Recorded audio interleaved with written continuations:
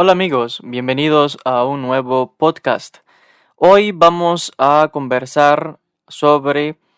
uno de los príncipes de los demonios en la tradición de la demonología. Se trata de Beelzebú o Baal-Zebú, que se identifica con una de estas antiguas deidades cananeas. De hecho, según la opinión de los historiadores, en cuanto a Belcebú, que algunos lo traducen normalmente como Señor de las Moscas, al parecer, originalmente se trataba de una deidad cananea en la antigüedad y que el pueblo hebreo, en forma de burla, cambió su nombre como el Señor de la Gran Morada, lo cambió como Señor de las Moscas para burlarse de esta deidad cananea, uno de estos dioses filisteos. De hecho, se menciona en las escrituras hebreas, se menciona en el Nuevo Testamento y en otros textos antiguos. O sea que Belcebú es otro de los nombres tal vez de Baal, que era una de estas antiguas deidades, y que había muchos Baales, muchos de estos dioses cananeos. En cuanto a esta designación de Señor de las Moscas, al parecer se debe a que en los templos antiguos de los filisteos, de los cananeos que adoraban a este dios, ellos ofrecían carne en sus sacrificios, pero ellos dejaban que esta carne se pudriese en los templos, y al podrirse la carne atraía a las moscas. De ahí que los judíos, los hebreos, se burlaban de los cananeos y llamaban a esta deidad como el Señor de las Moscas, precisamente por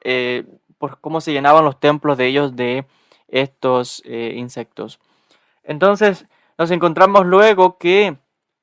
en la literatura cristiana pues va a tener un lugar prominente en cuanto a la designación que van a hacer los líderes de la iglesia en cuanto a la jerarquía de los demonios, y Belcebú incluso se va a comparar al mismísimo Satanás, al mismísimo Satán. O sea que para muchos cristianos Belcebú no es más que el mismo Satán, aunque tenemos fuentes antiguas que nos dejan ver que hay una distinción, que Belcebú parece ser que fue una especie de,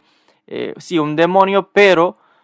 Satán es otro ser diferente de acuerdo a otros textos antiguos del mundo cristiano. Sea como sea, es uno de estos príncipes demoníacos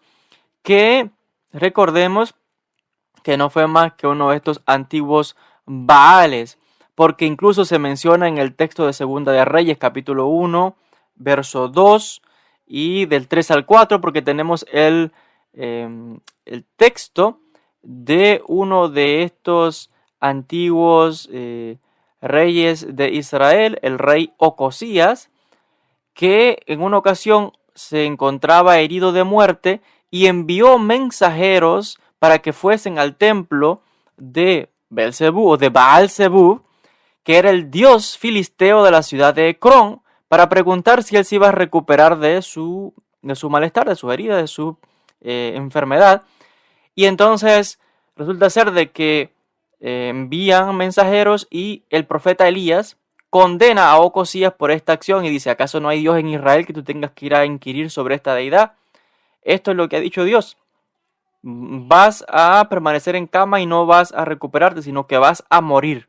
Y así se cumplió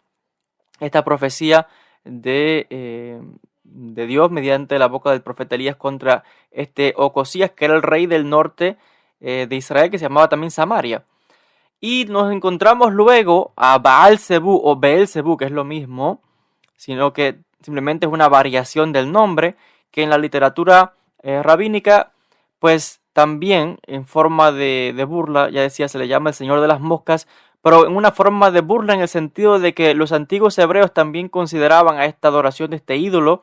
en el sentido de que como si fuese un montón de excrementos. ¿Saben? El excremento atrae las moscas y por tanto consideraban a este dios cananeo, a este Baal, Belcebú, lo consideraban como un montón de excremento, y a los seguidores que adoraban a este dios como las moscas que se posaban sobre ese excremento, y así se burlaban de esta antigua deidad cananea. En cuanto a este Belcebú, en la designación de los 7 pecados capitales, él está asociado con el pecado de la gula, que se identifica con el ansia y la glotonería, es decir, el consumo excesivo de comida o bebida, que también puede incluir el egoísmo que afecta a las relaciones interpersonales, unos comportamientos destructivos. Es muy interesante, además, que tenemos en la tradición cristiana, porque los cristianos también tienen tradición oral y que luego se puso por escrita, pero ahí se dice que en la jerarquía de demonios que conformaron los diferentes padres de la iglesia, se dice de que este Belcebú lideró una rebelión contra el Satán en el infierno y que se dice de que, bueno, en definitiva, el gobernante pues es Satanás, que se le llama también Lucifer, y por tanto Belcebú viene siendo como uno de estos tenientes o príncipes que están al servicio del Satán. Aunque, vuelvo a repetir, algunos han comparado a Belcebú con el mismo Satán. Y se sabe de que, en la opinión de algunos exorcistas medievales principalmente, se dice que Belcebú fue uno de estos ángeles caídos en la tradición cristiana. Y es muy interesante además que nos encontramos en mención de esta deidad en el Nuevo Testamento, en el libro de Lucas capítulo 11, versos 14 al 26, y también en otros pasajes donde de hecho se acusa a Jesús de Nazaret como aquel que podía realizar milagros y exorcismos invocando el poder de Belcebú. O sea que una acusación que le lanzan a él fue de tener esos poderes que se los había dado este demonio, según los enemigos que tenía Jesús lo acusan de este tipo de cosas. El asunto es que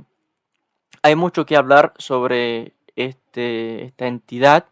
que es identificada, ya decía, en el mundo judío, en el mundo cristiano, en la demonología. Incluso cuando sucedieron los famosos eh, juicios o los de las brujas de Salem en Estados Unidos, en Massachusetts,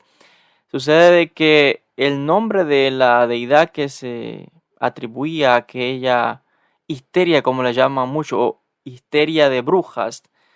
pues se mencionó mucho el nombre de Belcebú